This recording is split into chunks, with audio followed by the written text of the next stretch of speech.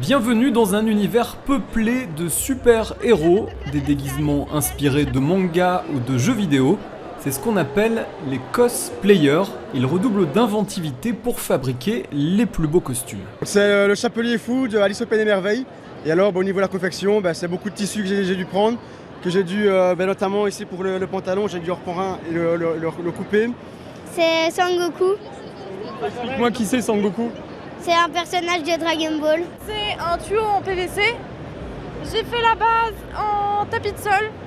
Et les parties qu'on voit ici, c'est du foam. Parmi les personnages les plus marquants, ce monstre haut de plus de 2 mètres. Mon costume, c'est un Space Marines de Warhammer 40 000. Et en fait, ça vient d'un jeu de figurines de 28 mm. Ça a mis combien de temps à réaliser tout ce costume-là? 160 heures sur 1 an et demi. Made in Asia, c'est aussi la promotion de cultures plus traditionnelles, comme ces sabres, les katanas, mais aussi le fameux saké. Celui-ci, il est très spécial. Bon, la recette est secrète, donc on n'est pas censé savoir pourquoi, mais à force de recherche, on sait un petit peu mieux. C'est que le champignon qu'il utilise, par exemple, c'était un champignon de l'époque, qu'on utilise très peu maintenant pour les sakés actuels. Des chats, on en trouve par centaines car c'est un symbole très courant dans les cultures chinoises et japonaises. Vous avez le jaune pour la réussite. Le tigré va renforcer cet aspect de réussite.